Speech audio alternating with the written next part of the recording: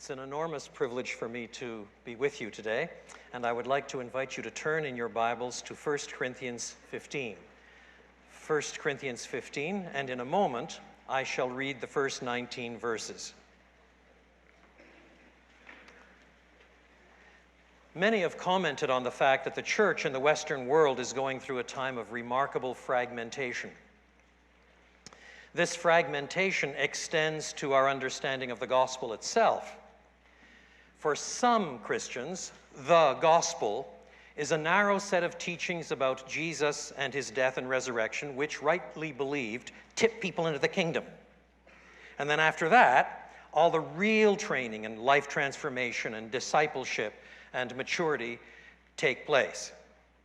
This is a far cry from the emphases in the Bible, which understands the gospel to be the embracing category that holds much of the whole Bible together and takes Christians from lostness, condemnation, alienation from God, all the way through conversion and discipleship to the consummation, to resurrection bodies and a new heaven and a new earth.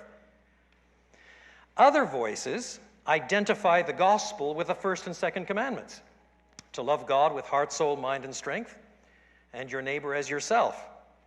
Well, these commandments are so central that Jesus himself insists that all the prophets and the law hang on them, but they're not the gospel.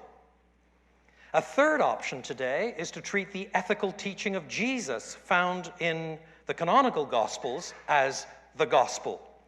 Yet, it is often the ethical teaching of Jesus abstracted from his passion and resurrection. This approach depends on two disastrous mistakes.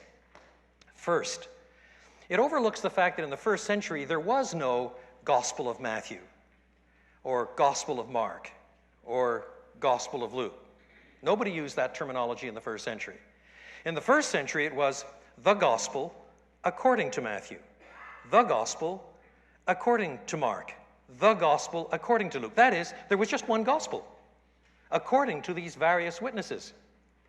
And when you see then what is common in the canonical books we today call gospels, then you run from the beginning of Jesus right through his teaching and miraculous power, the shutting down of the powers of darkness, through to his death and resurrection, including his commission. That constitutes the gospel. It is the one gospel according to Matthew, Mark, Luke, and John.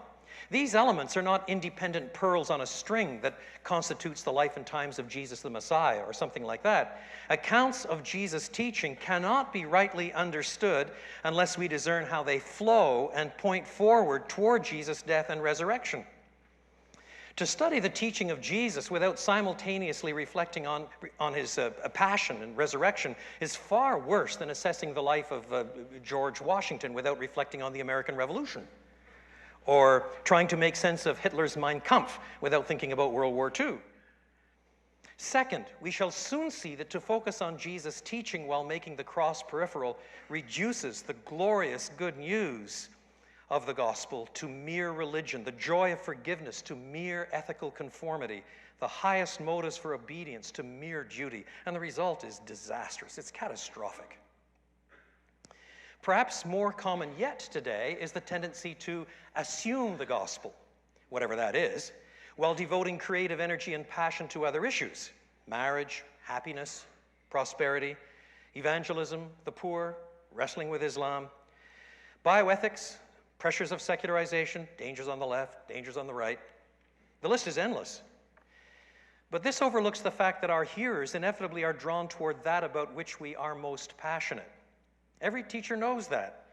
My students are unlikely to learn all that I teach them. I've resigned myself to that for a long time. They are most likely to learn what I'm excited about. If the gospel is merely assumed, while relatively peripheral issues ignite our passion, we will train a new generation to downplay the gospel and focus zeal on the periphery. It is easy to sound prophetic from the margins. What is urgently needed is to be prophetic from the center. What is to be feared, in the famous words of T.S. Eliot, is that the center does not hold.